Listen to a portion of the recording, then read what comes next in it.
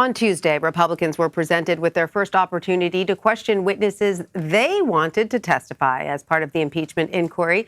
That includes Kurt Volker. He's the former special envoy to Ukraine.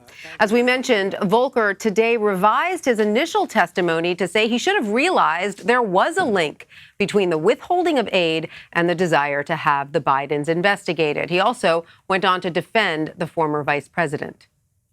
Why was it you found the allegations against Joe Biden related to his son or Burisma not to be believed? Simply because I've known former Vice President Biden for a long time. I know how he respects his duties of higher office, and it's just not credible to me that a Vice President of the United States is going to do anything other than act as how he sees best for the national interest. Volker appeared side by side with Tim Morrison. He's departing his post as a top official on the White House's National Security Council. Morrison resigned last month, but was on the now highly scrutinized phone call between President Trump and Ukraine's leader. Unlike others who testified, Morrison says he was not worried about the substance of what the president said during that July conversation. His concerns were related to the lack of national security lawyers being present and protecting the summary of the call from being leaked. I feared at the time of the call on July 25th how its disclosure would play in Washington's political climate. My fears have been realized. So let's bring in Leslie Sanchez, Lynda Tran, and Molly Hooper. Leslie is a CBS News contributor and Republican strategist. Lynda is a CBSN political contributor, Democratic strategist, and founding partner for 270 Strategies. And Molly is a CBSN political contributor. Welcome, ladies. Thank you so much for being with us. Leslie, let's start with you because we heard from Morrison and Volker today who, as we mentioned, the Republicans wanted to testify. So do you think they gave the Republicans what they were looking for today? They certainly clarified that was there like an error, which is kind of getting late. We've been talking about this, so tongue-tied. So sorry about that. But on the marks of bribery, on the marks of extortion, on the marks of was there a quid pro, they don't seem to indicate any of that. And so the other part that I found interesting is very subjective. While you had so many people listening to the same phone call, they came away with kind of the consensus that something seemed off or unusual, but does it merit the level of it being illegal? And consistently you see that it does not. And that's what, at the end of the day, that's what we're coming back to. I want to get back to that in a second, but Molly, remind us why the GOP wanted Ambassador Volker and Tim Morrison to testify. Well, first of all, they wanted Morrison because he basically could have just discredited Vindman, Lieutenant Colonel Vindman, who earlier in the morning testified about being on the call and thinking something was improper. And he did have some complaints about Vindman. Well, that's the thing. See, and Morrison in his deposition originally said that there were people in the NSC, and Morrison didn't say who came to him and said to watch out for Vindman because he couldn't be trusted because he leaks information. And Morrison said, when questioned by the Democrats about that, Morrison said, I took that for what it was. I needed my own proof, but I'm just telling you what others told me when I came into this position. I mean, essentially a few months ago. And Volker, on the other hand, essentially Republicans wanted him to say there was no quid pro quo. He did not know of explicit, demands from the president to withhold aid in exchange for investigations into Biden.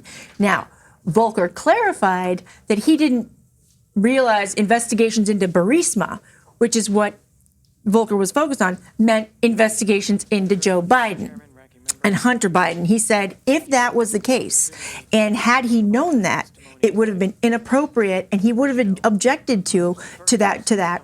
On the basis of the fact that he thought Joe Biden was a great guy. Exactly. And I don't know if Republicans were anticipating that answer, which kind of that's not what they expected. But essentially, they wanted Volker, this upstanding guy, to essentially say no quid pro quo.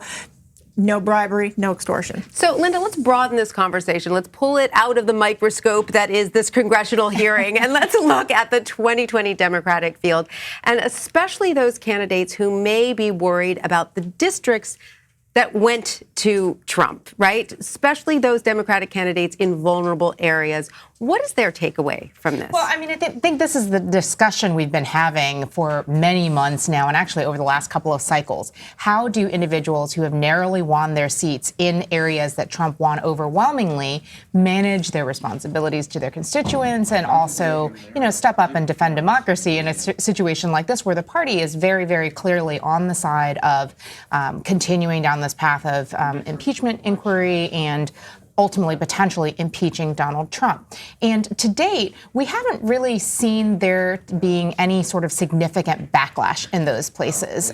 You have a lot of people, being very careful. I think that because the process that Nancy Pelosi laid out saying, we don't want to divide the country and we want to have the facts in front of us before we even get to a point where we launch an inquiry has served those members very, very well because they've been able to say, I'm going to wait and see how things go. I'm going to wait to see how things play out. And as one troubling fact after another came out, then they came around to let's look more deeply into this. So I think that methodical approach has actually served her caucus very well. And Leslie, today President Trump and Vice President Mike Pence were giving some interviews on conservative radio stations and TV stations around the country. They were focusing on the economic agenda, but they had more to say. I want to play what the president said earlier. Let's listen.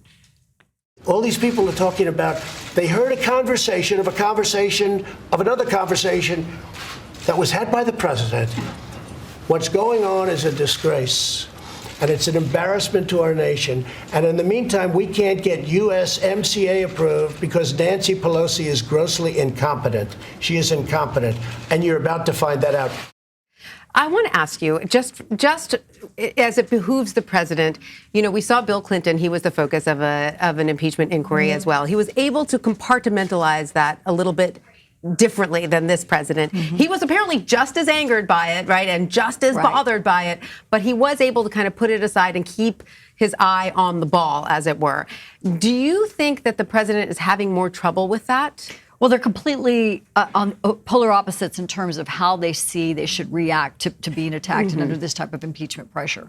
With Clinton, you certainly had somebody who ultimately was pushing back, but he came to a point of contrition where he said, okay, I did wrong here. Let's move forward. And the country didn't feel it was an impeachable offense. Right. They stood by him. The Democrats were frustrated with him, but they fundamentally stood by him. And Republicans agreed, despite the vote in the House, right? So this is a different issue where the president is responding in real time to every witness in a real live hearing but on the Hill. But as a strategist, would you advise him to do that? No strategist would advise him to do that. That is just antithetical to anything we believe in terms of controlled message, get the party to agree to fundamentally a couple of lines of narrative and move forward on that. And there's a lot the president can work with here, but it's almost as if he throws the kitchen sink. And I would argue that the Democrats do the exact same thing. They're trying to say that they're being open-minded, that they have not prejudged an outcome in this. And I don't think people believe that. They feel that the Democrats have been talking about impeachment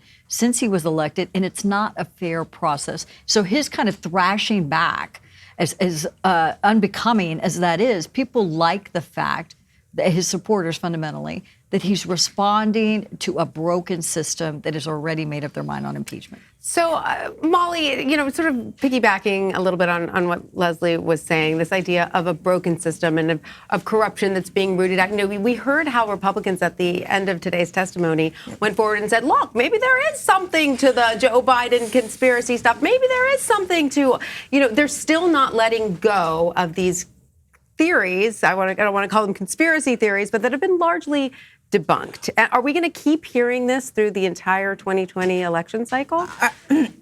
I think for a number of reasons you are. One of which is going back to Leslie's point. Republican lawmakers are in a tricky position because at least Bill Clinton, as angry as he was, said to Democratic lawmakers, I understand you're in a tough spot in your own district. You can say what I did was wrong, but you have to say it's not impeachable. Donald Trump will never let Republicans say what he did on that phone call was wrong, but it's not impeachable. He wants them to defend him to the hilt. And the problem is, privately, Republican lawmakers, they don't like what happened on that call. They're uncomfortable with it. I mean, of the parties, and this is a point Republicans try to make in these hearings, they're the ones who hammered Barack Obama for not releasing the aid to Ukraine. They were the ones who led the effort with Democrats to get that aid reinstated under President Trump. It's Republicans who have taken that lead to bolster Ukraine's defenses. Right. And now the president of the United States, a Republican, mind you, has a conversation with the president of Ukraine, this so-called reformer.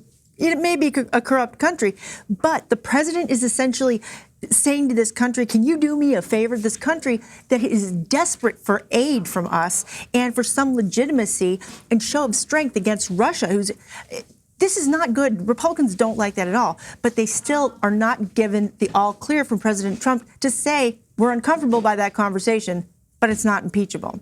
And so that does create a toxic situation in Washington, D.C., when Republicans do have to push back and defend this president. And there will never, ever be a mea culpa coming out of the White House. No. That will never, you can hold your breath, right? That'll never happen. Hold your breath, and you've seen a long line of them, and some of them going to prison. So I'm just saying, let's just be honest about it. Yeah. It's a very serious thing. I think we kid here just because we're trying to parse out the levity of how fractured the system is. And this is where we keep going back to, whether we are Republican or Democrat or how we fall on this, it's really hard to be an unbiased observer of a system that is so highly politicized. Absolutely. All right. Lynda Tran, Molly Hooper, Leslie Sanchez, thank you so much. Really a pleasure. Thanks so much, ladies.